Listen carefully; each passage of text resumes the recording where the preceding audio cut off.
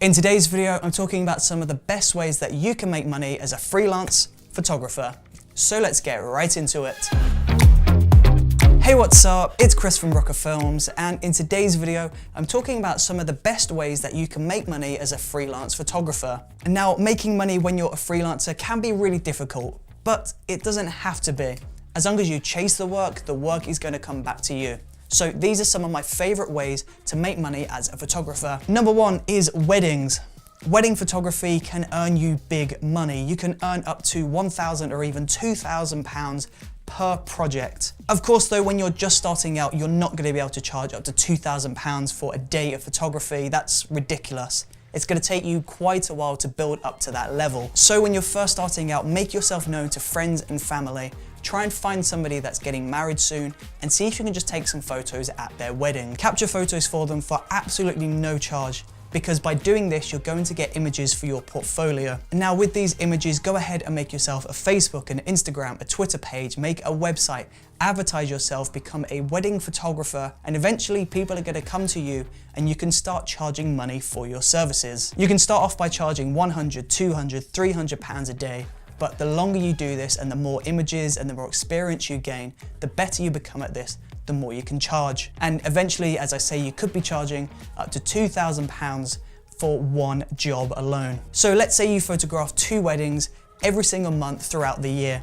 That's going to be £48,000 in 1 year just from wedding photography alone. Number 2 is headshots, and more specifically, corporate headshots. Now, when you go to a company website, typically if you go to the About Us page, you're probably going to find a breakdown of some of their colleagues. You're probably going to see a breakdown of some of their employers. Now, next to all of that information, you're probably going to see their headshots, and more likely than not, they probably hired a photographer for those headshots. So this is where you come into play.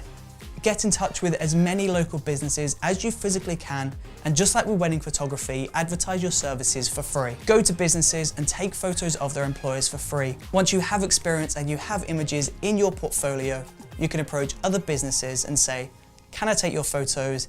This is my rate. Here's my portfolio, let me know. And the great thing is, because this is corporate photography, normally there's more money in corporate work than any other sort of work. So this means you can make a decent amount of money from corporate headshots alone. Next up is stock photography. And the great thing about stock photography is you don't need to approach anybody to do this. All you have to do in stock photography is go out and take loads of images of anything you like. Now these photos could be anything from skyline shots to people, to insects. You can literally take pictures of anything and upload them to a stock footage website, providing that you have permission from the people in the photo. So once you've captured all of your shots, you just go to a website like Pond5, Blackbox, Shutterstock. You go to one of these sites and you upload all of your photos, add descriptions, titles, and then share them to the site. And now from here, creatives, companies, freelancers, they'll log onto the site, they'll find your photo, and if it's relevant to their work, if they need that photo for what they're doing, they'll purchase that for a fee. Now with stock photography, you can earn anything from 20p all the way up to £100 per photo. However, the problem is with stock photography is if you want this to be your career, you have to have a ginormous portfolio. Let me just compare it to a shop, for example. If you walked into a shop and they had like 3 or 4 items on the shelf, typically they're not going to sell that much because they don't have much to offer. Whereas if you go to a supermarket, they've got groceries, they've got toys, they've got books, they've got electronics. They're going to sell a lot more because they have a lot to offer. Now, the same thing applies to your stock photography portfolio. If you've got 2, 3, 4 images on your portfolio, you're probably not going to sell much because nobody's really going to be interested in those 4 photos. Whereas if you have 20,000 photos on your portfolio, for example, you're going to show up in more search results, you're going to have more products to sell, and you're going to earn more money from stock photography. So the really cool thing is you don't require any experience and you don't have to contact anybody, but the difficult thing is you have to upload a lot of photos to get consistent money coming in. Next up, we have Instagram.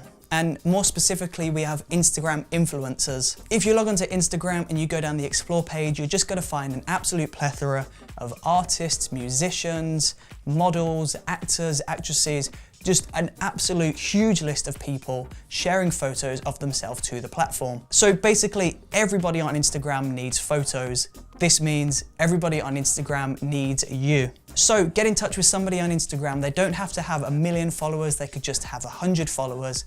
get in touch with them and see if you can do a free video shoot with them. You know the drill by now. Do the free shoot, take those photos, upload them to your Instagram, tag them in the photos, and just keep doing this process over and over again. Free shoots, upload, and eventually somebody's going to get in touch with you for paid work and you can charge them for these photos. The longer you do this, the more people you'll work with, the higher you're going to be able to charge and the bigger numbers you're going to reach. So you might begin working with somebody with 50 followers for absolutely no charge whatsoever, but within 2 or 3 years, you might be charging £500 for a photo shoot for people with 1 million followers, for example. Now this method is really awesome because everybody on Instagram does need photos. It's just a case of trying to get people to respond.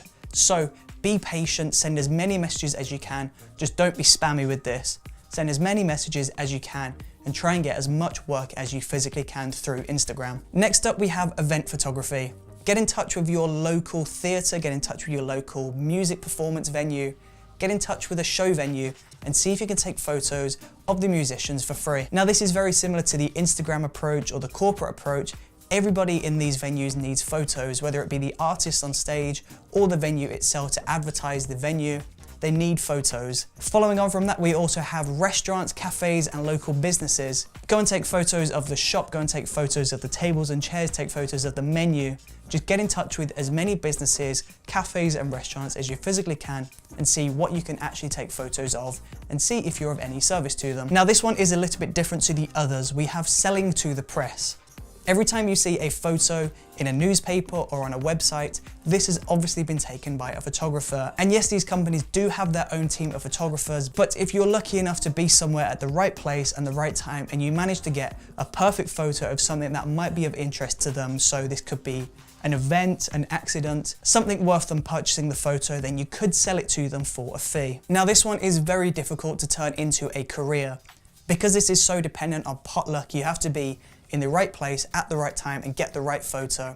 It's very difficult to make this a sustainable income. But if you do get a really awesome shot and the press do manage to buy it, then this could be a really awesome way to earn an extra few £100s in that month. And then lastly, you have the option to sell photo prints online. If you have a really awesome collection of photos and you're proud of your work and you think somebody else would appreciate your photography, then you can set up an online shop through Etsy, for example, and sell your photos as canvases or printed artworks. Now, the number one most important thing that you have to remember when it comes to earning money as a freelance photographer is multiple revenue streams is always the best. If you're just a wedding photographer, then you've only got money coming in from one traffic source.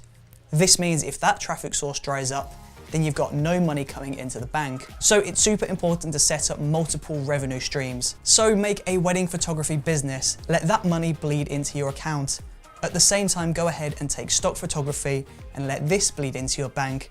Take corporate shoots, sell your photos online, try and gain as many revenue streams as you physically can, because this is going to give you a consistent and a safe stream of money into your account on a regular basis. And there you go. You don't have to sacrifice your dreams of being a full-time freelance photographer just because you're worried about money.